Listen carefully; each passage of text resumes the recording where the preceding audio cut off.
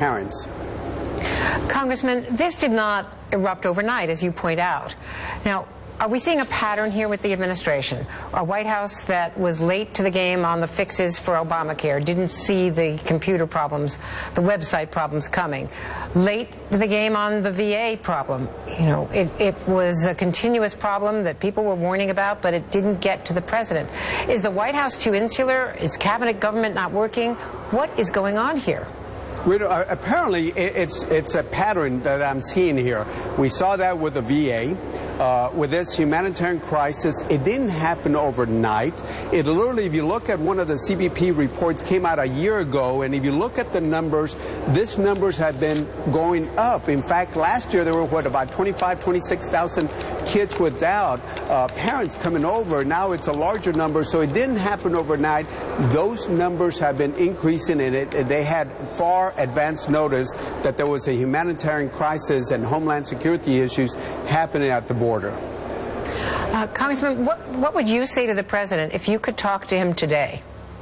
Well, the first thing I would say is go visit the border, number one. Put a face to this humanitarian crisis to show that you care about this issue and not look detached, number one. Number two, change the 2008 human trafficking law. And in fact, I'll be filing some legislation pretty quickly, but if he wants to do an executive order, this is a perfect executive order that he ought to look at. And the other thing is work with Congress so we can help you fund the monies. I know he put a request of $3.7 billion. We got to look at it. We got to work with them in a bipartisan way. And finally, bringing it back to what you suggested at the top, what were they thinking when they did that photo opportunity with the Colorado Governor Hickenlooper shooting pool and drinking beer?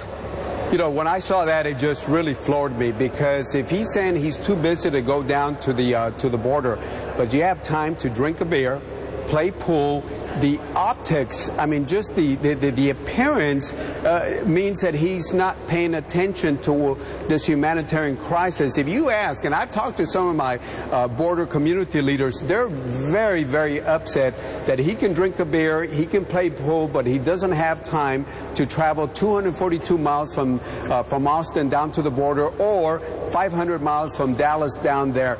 After he finishes the fundraising, and I thank him for that, but he can get on Air Force One and be down there at the border pretty quickly if he wanted to. But if he's going to say, you know, we're not going to do it, then he's the president. He can, decide not to go, but he really should go down there. Let's see whether they're listening. We will, of course, be tweeting this out as well.